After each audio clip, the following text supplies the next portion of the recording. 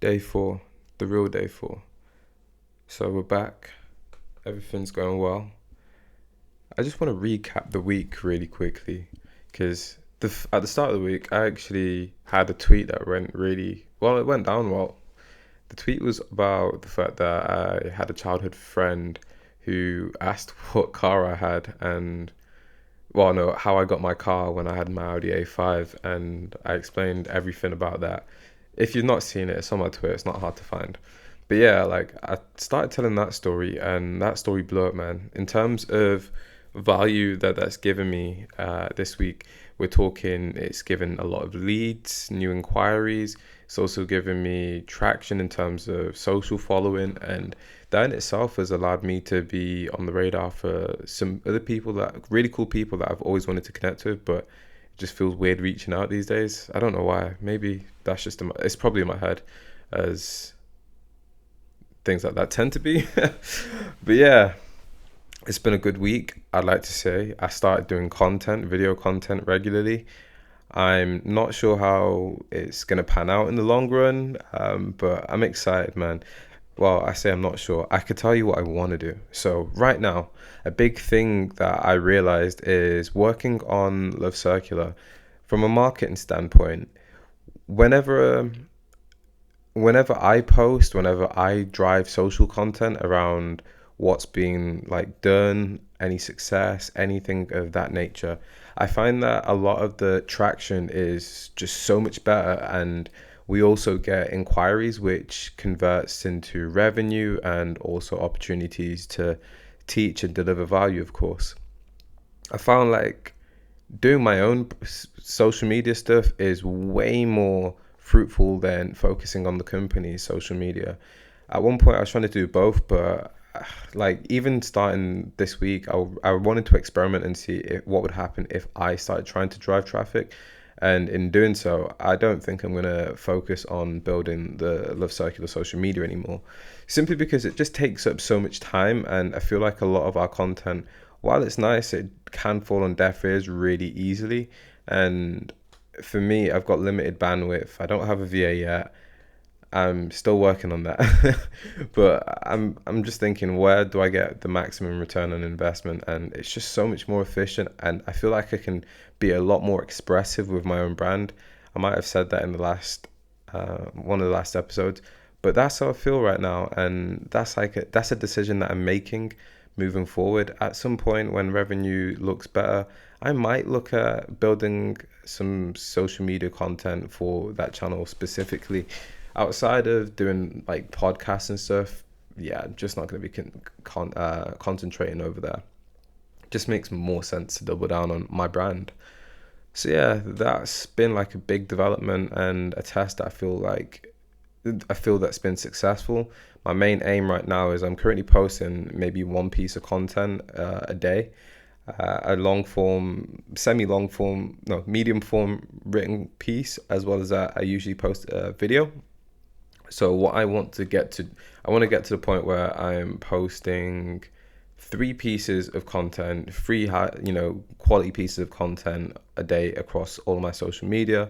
When I talk about my socials, I'm talking LinkedIn, I'm talking YouTube.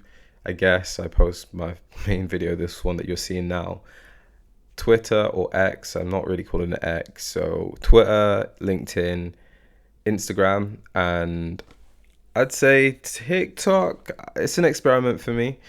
I'm learning how to get used to that. But yeah, that's my aim, to get to three pieces per day across all of these. And once I can get to that point, I feel like the volume should be good enough to get way better inquiries and build a better brand.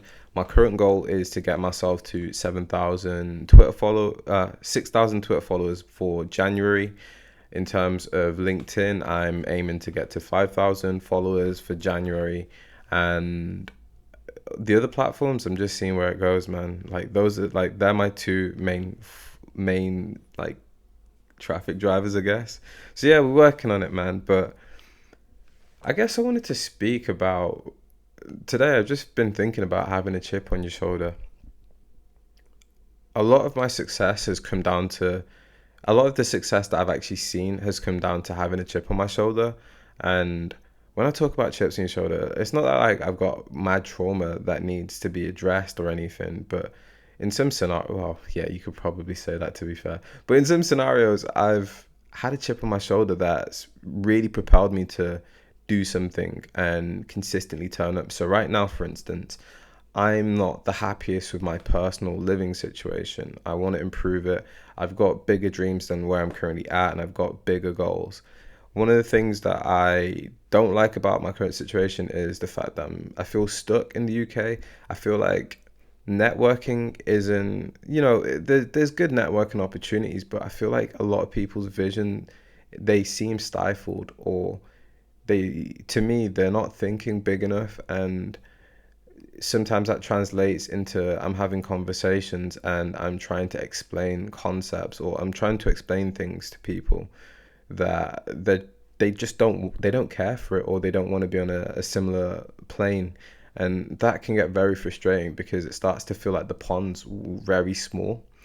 And in itself, I guess for me, a big reason why I want certain things is I've got that chip on my shoulder. I want to be better. I want to achieve certain things. I want to feel like I don't want to feel like I've been a serial loser in life. I want to feel what it feels like to be a serial winner. I want to get so used to winning that anything but winning feels like it's a terrible day. And for me, a big aspect of that is having a driver. And when I think about my driver, it's understanding that I don't necessarily try to do entrepreneurship for myself. I've got some family members that I'm very keen on supporting, as I feel like I owe it to them to deliver all of what I believe I'm capable of, and deliver that to people, businesses, consumers, whatever it is, and pay that back.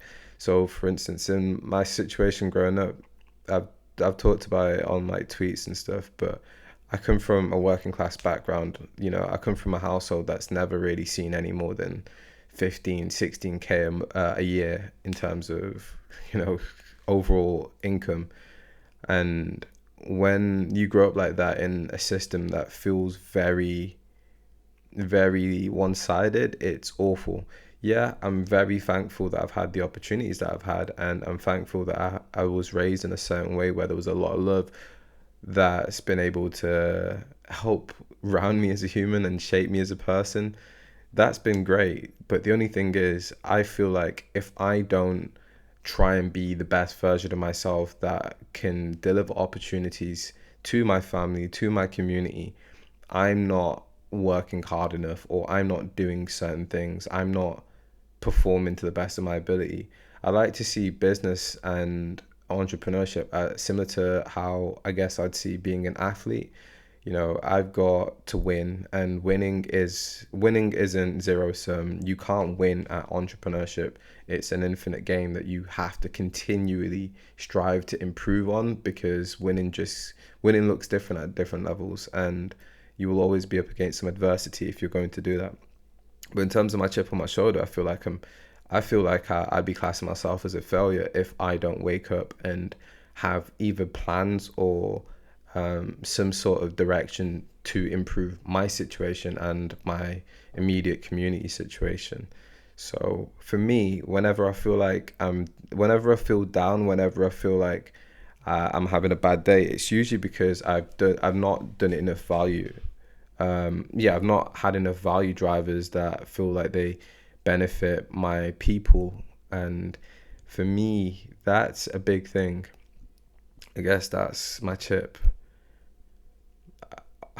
I always wonder why, like, you always question why you do this when you have really tough days, especially like the last, like, even years. For instance, I've had a really tough 2 years. When you have like when you go through those times, you have to ask yourself why do I wake up and do this? As an entrepreneur, I've done this for 3.5 years full time now, or 3 years full time. And there have been many times where I've woken up and thought, shit, do I really care about what I'm doing? And then you think back to what you want, like you think back to why you want to do this, why you're in this position, why do you keep going? Why do you keep continuing to turn up? And that why, man, that's the chip. that's that little thing that's on your shoulder that tells you need to continue. And I feel like at different stages, that chip changes. For instance, when I first got into building this company, one of the big things that I wanted to do, it was to have some level of financial freedom and not be attached to having full-time income from a job. And once I was made redundant in my last job because of COVID-19, I was in a very precarious position where it was either get a new job or try and launch Love Circular. I launched Love Circular and thankfully things worked out, but the years before then, Love Circular is like the second iteration of a project that was initially called Circular. I spent maybe 6 years, no, 5 years, 4 or 5 years working on ideas and trying to bring things to life that will allow me to detach my income from working X amount of hours each week or each month. And again, like the big drive was figuring out how to create some sort of financial stability, maybe stability's financial predictability, I'd like to call it. Stability doesn't exist in my world at this stage, but some sort of consistency and an understanding of where the next pound may come or the next dollar.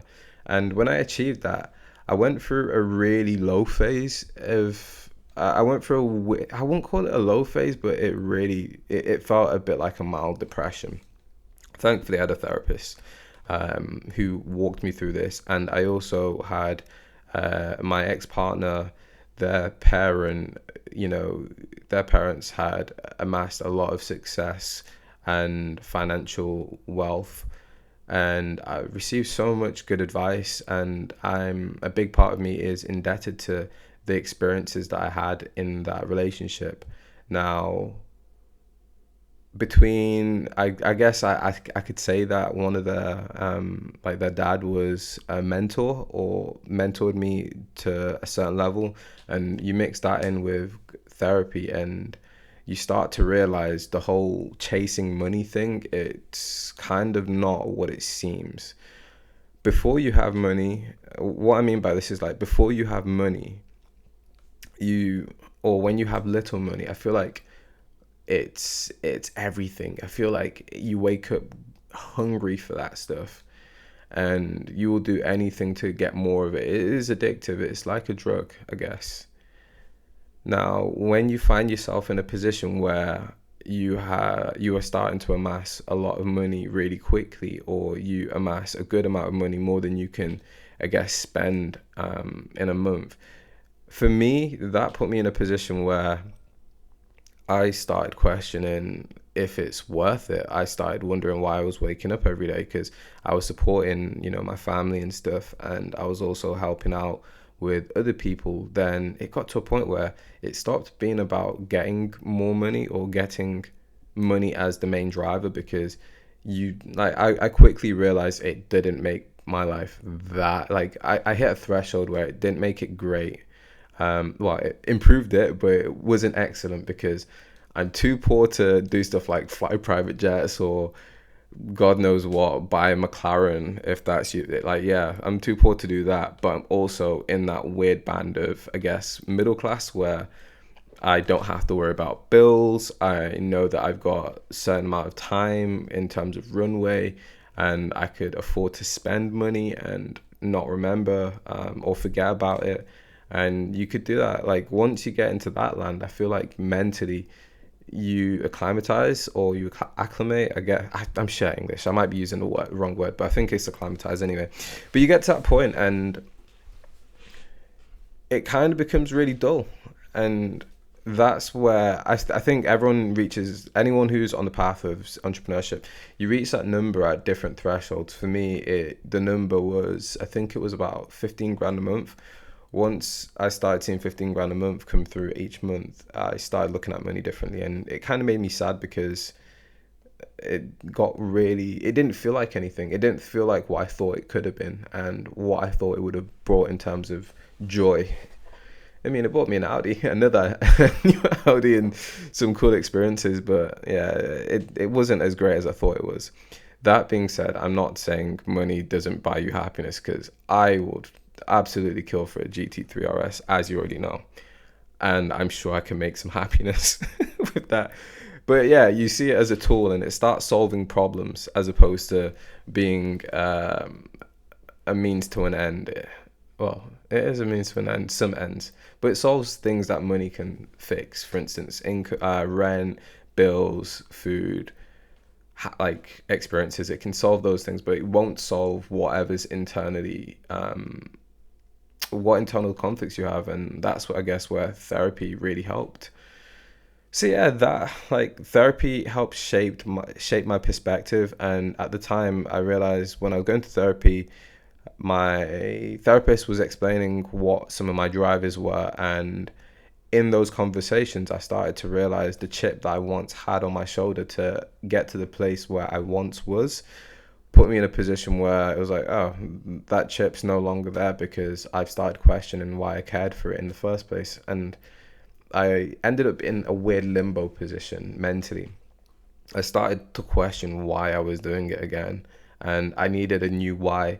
And for quite a while, I kind of coasted. I felt like I was coasting in my journey, and I hit a plateau as a result because I started questioning things, and I didn't have the same drive or the same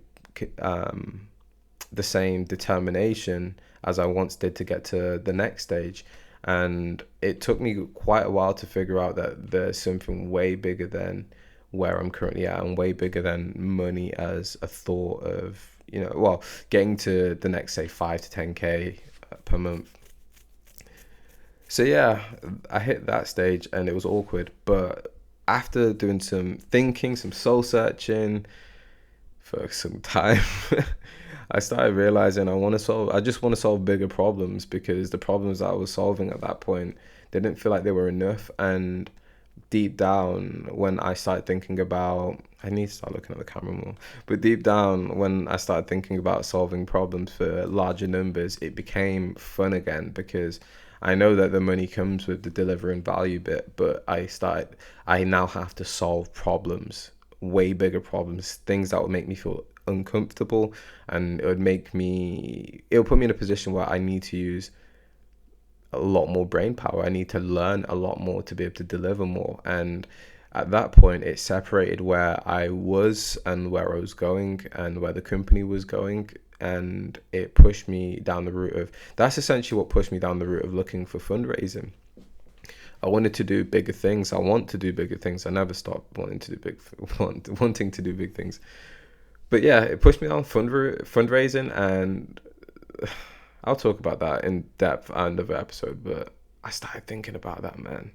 I started thinking about how can I try and help, say, 10,000 people as opposed to 100 a year or 200 a year, or whatever the number is. And when you start trying to raise funds, you realize you have to put some lofty goals in place for others to get excited about what you're delivering. And that's essentially how I started, how I came about the mission of wanting to solve the problem for 1 million people. The problem I'm talking about is helping 1 million people get into tech. And I found that at the right place, and in terms of my development, or my personal development and my professional development. And since then, I've been fascinated with 1 million, and mainly because I don't know what it's like to have 1 million liquid. I don't know what it's like to know 1 million people, have an audience of 1 million. I don't know what any of that feels like, but it's of interest to me. It's a number that at this stage in my life, in some sense, it's kind of uncomprehendable, or incomprehensible. I can't freaking speak for shit, so excuse me in it. But I can't figure out what 1 million looks like and put it next to it. It just seems so big to some extent. Aside from money, it seems quite big. So yeah, I want to figure out systems that can help push 1 million people into their first roles, whether that's their first paying role or their first internship, or maybe it's the second role, like that early stage career side of things. And when I started looking at that as the problem, I realized it's not just about teaching people. Teaching people is amazing, like great. There's a lot of satisfaction there. But what happens once you've taught them? How do they get their first role? is there something like when I started thinking about that, I started wondering, okay, do I have to set up a recruitment company? Is that something that I might have to do, or do we have to start implementing recruitment into what we do at Love Circular, or do I have to start considering finding ways to partner up with companies that can directly just pinch people for free? I don't like, for me, it was the numbers a million, so I might not want to get in the way of doing recruitment partnerships because at that point I might be limited to how many customers I have and how many people I can sell. But if I'm trying to give people away for free, talented people, of course, I feel like I break down a lot more barriers and I'm creating a lot more value that can, of course, well, it aids the number and it aids my personal goal, but also aids the people that I'm actually trying to sell life. But when you step back from, when I start looking at that, I think about the success rate of what we do. So, for instance, we have I think 254 students now in role, and we have about 750, something like that, in our community of people that we've taught. So I'm shat maths, but if we're looking at it, that's like two, just around just under a third. Is it a third? 2, 6. Yeah, it's just under a third. It's a third of students, and if we're looking at it that way, that means to get to a million people, I might have to teach 30 million people. I might have to put something in place where we can capture 30 million people and have them on in our database, whether that's on a platform, whether that's a marketplace, it doesn't really matter. Like, that's roughly the stat that I'm currently looking at. If my math's incorrect, forgive me in it, but you get the gist. Like, to get to 1 million people placed, I need so many more. I need way more than 1 million people in my contact list, or I need more than 1 million people that we can have as resources. And you start the way I start looking at that problem is I might have to create a learning platform that's just free for all, like something like Codecademy, where they've got hundreds of millions of people on their platform. I might have to start thinking about potentially creating the world's biggest job board, if I can, for a certain type of demographic, or certain type of demographic. I might try and I'm looking at these things as ways to aid getting more people in. So for instance, since launching our job board in August, we started getting a lot more people into our newsletter.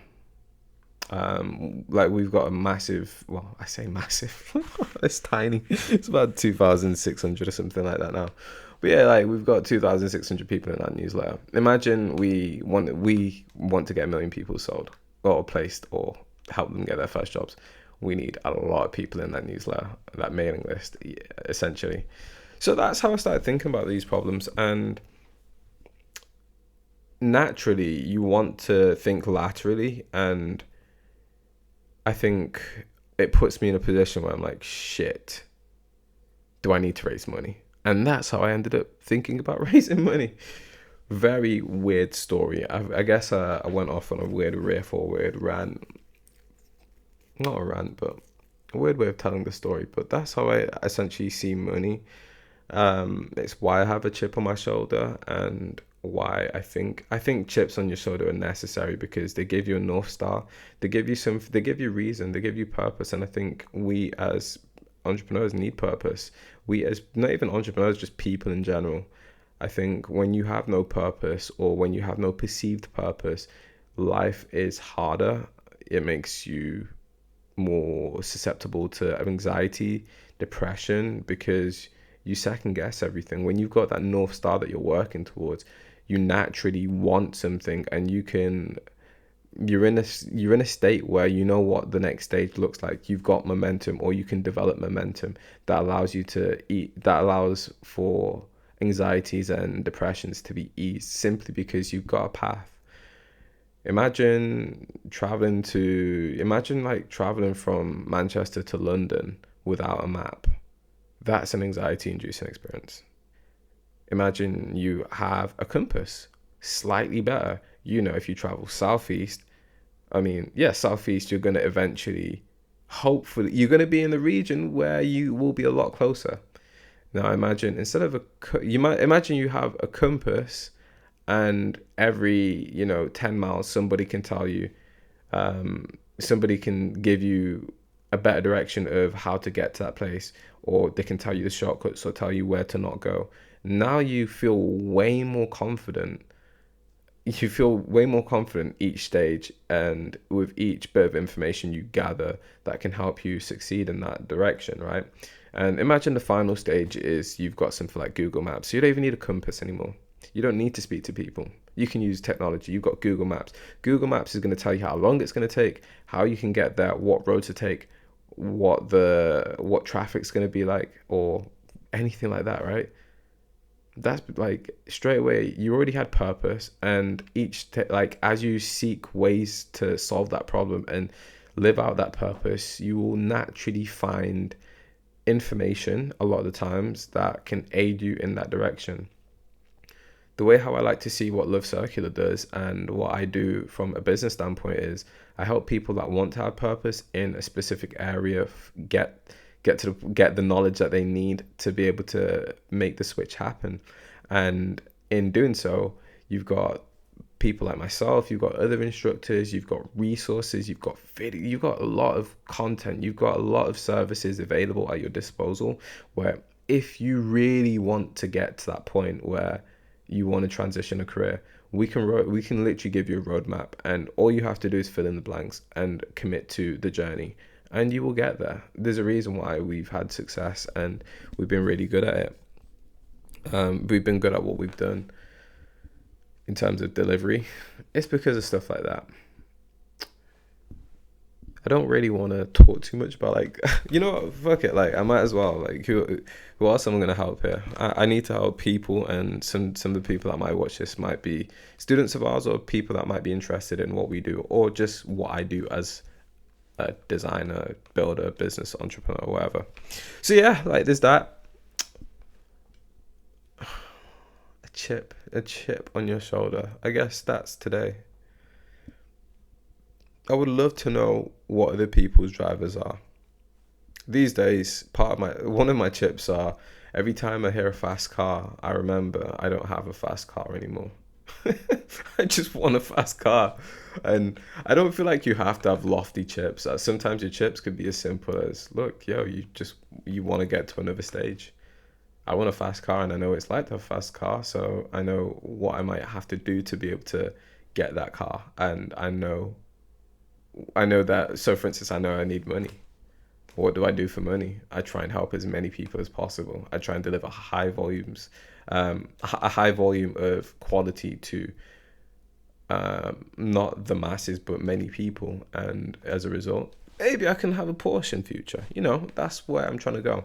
If I'm doing B2B, for instance, I might say I don't have to have a high volume of clients or customers, but I might have a very high ticket item that delivers it to a smaller pool of people.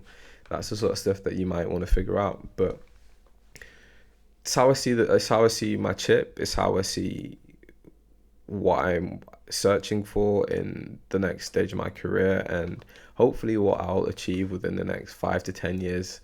That's the sort of stuff that I want to build predominantly. Yeah, I've got some other things that I will inevitably be interested in doing, but for me, the other things, they're just supplementary. I mentioned in the last episode that I'm very keen on creating some sort of holding company that will allow me to dabble and play around and learn from different industries, and all have all of the businesses supplement each other in some way. That's the sort of stuff that I'm after, but I still have a mission with this company, and that's where we're going. And that's what I want to do for the foreseeable future. One of the big reasons why, if you've seen my post where I was talking about I nearly quit Love Circular, if you've seen one of the reasons, it was because, like, one of the reasons why I'm still here is simply because I feel like I'll be letting a lot of people down, and there's a massive problem to solve for many people, and I feel like I'm capable. Other people are capable too, but I care about what I want to do and the volume that I want to do it at. So I'm very happy and confident that I can build a system that will continually drive and hopefully achieve that number, the more I think about it, it's not necessarily a hopefully, because I've had enough opportunities to just call it quits with this company, but for some reason I'm still here. Like even right now, where I'm not a rock bottom, but I feel very close to rock bottom in terms of where I've been over the past 3 years, I still want to do it. I could have chosen to just say, sack this, let's build out a design agency full time, and solve other people's problems. I could have done all of that, but for some reason, I really care about solving problems at scale and hopefully doing it for many people. Again, it might be that little hero syndrome, or maybe I'm just a narcissist. Who knows? I think everyone's got a little bit of that in them though. And that's fine if you use it wisely and you also do it in such a way where it doesn't hurt people. I think that's not a terrible thing to have, or a terrible trait. It's probably helpful. Yeah, on that note, I'll see you lot tomorrow. And hopefully we can have a good day. It's currently 2:27 and I'm up for like 8:35 or whatever. I don't really wake up early, but stupidly I've set meetings from like 9 o'clock. I'm scared, low-key. So yeah, I'll see you lot tomorrow, and it's been a pleasure. We're still fighting mediocrity, of course, and this is day 4 of 0 to 100k a month. It's been a pleasure. Take care.